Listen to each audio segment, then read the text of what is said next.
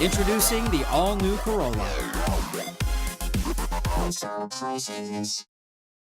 No place in Afghanistan is safe. There are safer areas, but I wouldn't say any place in Afghanistan was safe.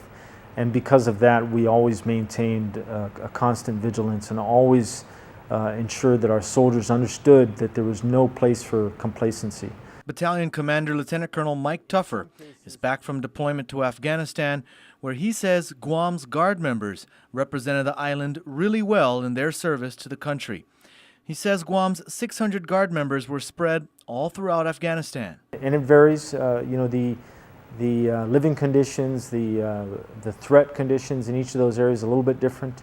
But in general, they had generally good living conditions. They were happy, well taken care of, good food. But about half of Guam's soldiers were in Kabul. Within Kabul, quite a bit of activity.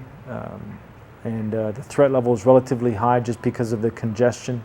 But the threat level was high throughout Afghanistan. Lieutenant Colonel Tuffer says their mission was to act as a security force that was comprised of mounted elements and dismounted elements, which means soldiers in vehicles or soldiers on foot, providing security for various people, including coalition forces, civilians, and even senior military personnel. A lot of this was comprised of transporting people via MRAPs, or mine-resistant vehicles, to various places within Afghanistan. They would move them using MRAPs or non-tactical vehicles in most cases, and in some cases would do dismounted security, which we called a Guardian Angel mission, where we provided soldiers to provide security for civilians conducting classes, doing key leader engagements, doing what we would call ministerial advising or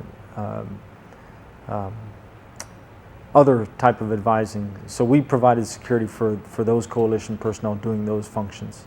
Lieutenant Colonel Tuffer says that Guam's Guard members were very good at this and received a lot of accolades and recognition from senior military personnel and civilians alike. Our soldiers never let their guard down, engaged when they need to engage, and if they were engaged, were able to in general, able to extract themselves from that situation.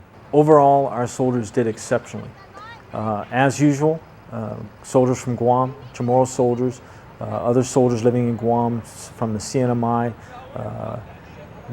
we, for some reason, I wish I could explain it, because if I could, I would replicate it, but we have extraordinary soldiers. And those soldiers are well respected, have a great reputation throughout the Army. Every time we are given a mission, we perform exceptionally well.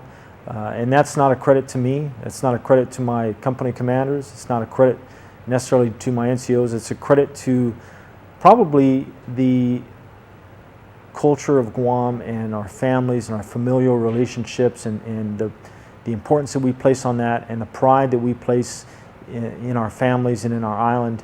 Our soldiers want to do well. They want to be, they want to represent Guam and the CNMI, Saipan, Tinian, Rota well, because they're proud soldiers and they don't want to let anybody down.